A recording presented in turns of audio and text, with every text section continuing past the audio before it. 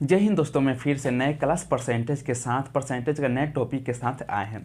दोस्तों, परसेंटेज के हर क्वेश्चन को, हर टॉपिक को हम ट्रिक और बेसिक और कंसेप्ट से लेकर चलेंगे। परसेंटेज का इसके पहले वाला वीडियो आ चुका है, आप नहीं देखे हैं तो जाकर देख लें, डिस्क्रिप्शन में लिंक है। चलिए ध्यान देते हैं क्वेश्चन पर। क्वेश्चन क्या है दोस्तों? क्वेश्चन ये है, राधा अपने वेतन का 40% भोजन पर, है ना, 20% मकान के किराए पर और 10% मनोरंजन पर तथा 10% परिवहन पर खर्च करती हैं। यदि माह के अंत में उसकी बचत 1500 रुपया है तो उसका मासिक वेतन क्या होगा? दोस्तों, क्वेश्चन समझ लीजिए। मान लीजिए राधा का मासिक वेतन 100% है। राधा की सैलरी कितनी है? 100% है, जिसमें से राधा भोजन पर, दोस्तों राधा भोजन पर 40% खर्च करती है, मकान पर 20% खर्च करती है, फिर राधा मनोरंजन पर 10% खर्च करती है, फिर परिवहन पर, दोस्तों परिवहन पर 10% खर्च करती हैं। मान लीजिए राधा की सैलरी कितनी है? 100%। 100% में से टोटल कितनी खर्च करती है, इस सब को ऐड कर लेते हैं। कितनी हो जाएगी दोस्तों? 80%, है ना। 80% खर्च कर देती है। भोजन पर 40%, मकान के किराए पर 20% और मनोरंजन पर 10% और परिवहन पर 10% खर्च कर देती है। तो राधा टोटल अपने सैलरी के 80% खर्च कर देती है। तो मान लीजिए दोस्तों 100 में से 80% खर्च कर देती है, तो सेविंग कितनी करती है? तो मान लीजिए सेविंग करती है 20%। कितनी करती है? 20%। तो ऐसा कहा जाए कि राधा अपने मंथ के अंत में 1500 रुपया बचा लेती है या 20% बचा लेती है। दोनों तो बात बराबर है। राधा 1500 रुपया की बचत कर लेती है या 20% की बचत कर लेती है। दोनों तो बात बराबर हो गई। दोस्तों ऐसे कह सकते हैं 20% की बचत करती है या 1500 रुपया की बचत करती है ना। तो हमें क्या निकालना है कि राधा की मासिक वेतन कितनी है ना, राधा की सैलरी कितनी है वो निकालना है। तो यहां से निकाल लेंगे, 1% निकल जाएगा। 1500 बाटा 20 मल्टीप्लाई कितना? 100। ये कर जाएगा 20 पचे 100। करेंगे दोस्तों कि 1500 में 5 से मल्टीप्लाई करेंगे, कितना हो जाएगा? 7500। ये 7500 हो जाएगा आंसर। तो राधा की मासिक वेतन कितनी है दोस्तों? 7500। बिल्कुल इसी तरह हम कंसेप्ट से चलेंगे, बेसिक से चलेंगे, आपको समझ में आएगा। दोस्तों अगर आपको क्लास अच्छा लग रहा है तो शेयर कीजिए, लाइक कीजिए और कमेंट करके बताइए। चलिए ध्यान देते हैं नेक्स्ट क्वेश्चन पर। क्वेश्चन है, किसी पुस्तक में 20% पुस्तकें अंग्रेजी भाषा में तथा शेष के 50% पुस्तकें हिंदी भाषा में हैं। यदि शेष के 900 पुस्तकें अन्य क्षेत्रीय भाषा में हैं तो पुस्तकालय में कुल कितनी पुस्तकें होगी? दोस्तों क्वेश्चन बोल रहा है किसी पुस्तकालय में 20% अंग्रेजी भाषा की पुस्तकें हैं और शेष के 50% हिंदी भाषा के पुस्तकें हैं। दोस्तों पुस्तकालय में शेष 900 पुस्तकें अन्य क्षेत्रीय भाषा की पुस्तकें हैं, तो हमें पुस्तकालय में कुल कितनी पुस्तकें थी वो बतानी है। तो ध्यान दीजिए दोस्तों, क्वेश्चन पे ध्यान दीजिए। मान लीजिए कि पुस्तकालय में 100% पुस्तकें थी। कितनी थी? 100% पुस्तकें थी, जिसमें से इंग्लिश की कितनी है दोस्तों? तो इंग्लिश की 20% पुस्तकें हैं। इंग्लिश की 20% पुस्तकें हैं। उसके बाद हिंदी की दोस्तों क्या बोल रहा है कि शेष 50% पुस्तकें, ध्यान दीजिए यहाँ पे शेष की 50% पुस्तकें हिंदी में है। मतलब कि इंग्लिश की पुस्तकें 20% है, 100 के 20% है, तो शेष 100 के 20% इंग्लिश के, तो शेष कितने बचेंगे दोस्तों? 80%, है ना। 80% बचेंगे शेष। तो क्या बोल रहा है? शेष के क्या बोल रहा है? शेष के 50% पुस्तकें हिंदी की है, तो इसकी 80 के 50% पुस्तकें हिंदी की है। तो इसके हम निकाल लेते हैं 80 मल्टीप्लाई कितना से? 50% निकाल लेते हैं ना दोस्तों। क्या हो जाएगा? 2, ये हो जाएगा 40। तो कितना हो जाएगा? 40। तो हम लोग का हो जाएगा 40%, है ना। 40% हिंदी की पुस्तकें हैं।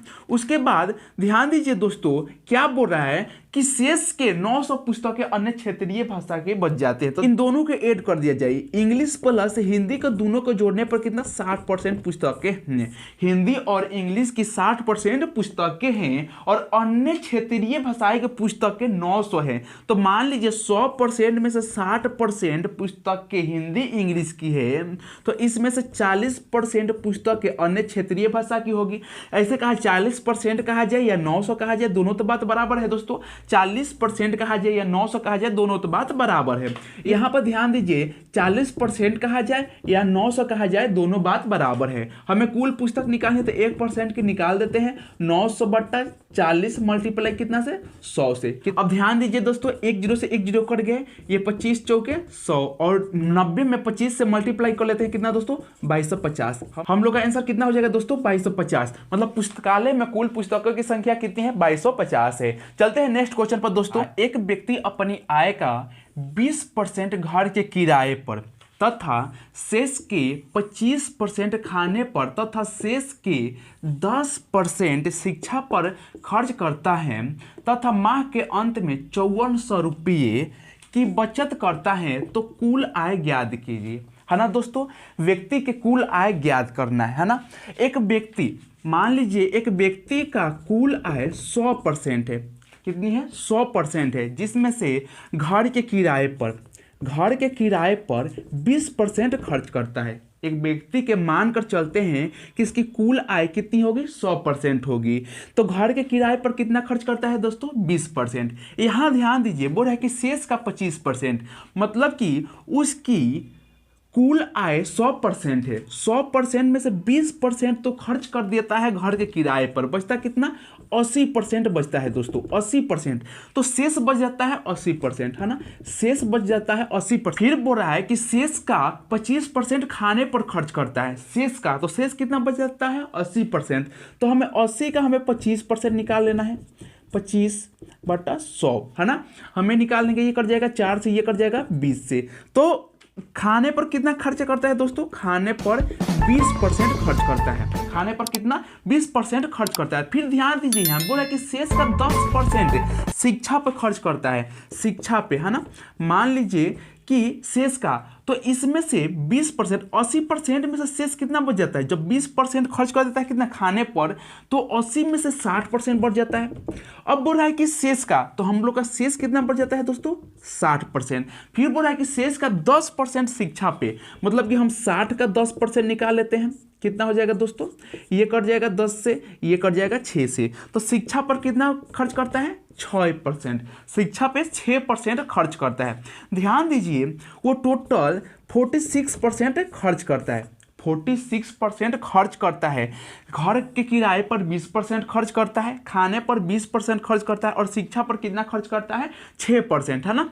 तो दोस्तों ध्यान दीजिए कि 100% में से 46% टोटल खर्चा करता है, तो सेविंग कितना करता है। तो मान लीजिए सेविंग करता है दोस्तों 54%, कितनी 54% सेविंग करता है। ऐसे कहा जाए या 5400 रुपया की सेविंग करता है, दोनों तो बात बराबर है दोस्तों, दोनों बात बराबर है। हम ऐसे कह दें 54% की बचत करता है या 5400 रुपये की बचत करता है, दोनों तो बात बराबर। अब हमें क्या निकालनी है दोस्तों कुल आय, तो कुल आय निकालने के लिए 1% निकाल देंगे, हो जाएगा 5400/54, मल्टीप्लाई किससे 100 से, क्योंकि हम कुल आय कितनी माने हैं 100%, तो 100% लेकर चलेंगे।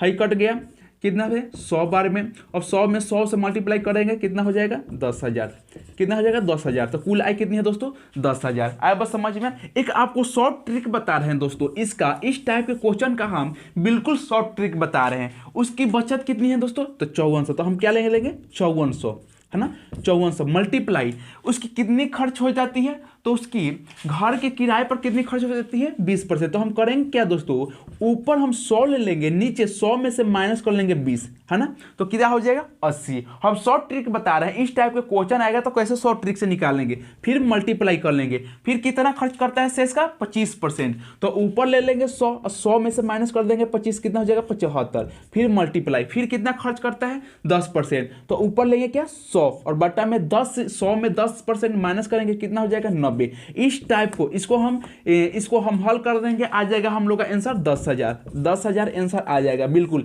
ये बिल्कुल शॉर्ट ट्रिक है हम लोग का, बिल्कुल शॉर्ट ट्रिक, इस टाइप से भी हल कर सकते हैं। ये तो हम लोग का बेसिक नॉर्मल ट्रिक हो गया दोस्तों। भले आप ऐसे भी बना सकते हैं, इस टाइप से बना सकते हैं, या ये शॉर्ट ट्रिक आपको याद रहे तो शॉर्ट ट्रिक से भी बना सकते हैं। बिल्कुल आप लोग के लिए ही ट्रिक है। चलिए ध्यान दीजिए, हाँ आप लोग के लिए हर टाइप के क्वेश्चन को जितना शॉर्ट ट्रिक से शॉर्ट ट्रिक होगा आप लोग को बताया जाएगा। दोस्तों इस टाइप के क्वेश्चन में हम समझा रहे हैं इसलिए टाइम लग रहा है, अगर आप बनाइएगा तो चुटकियों में सॉल्व कर लीजिएगा, सेकंडों में सॉल्व कर लीजिए।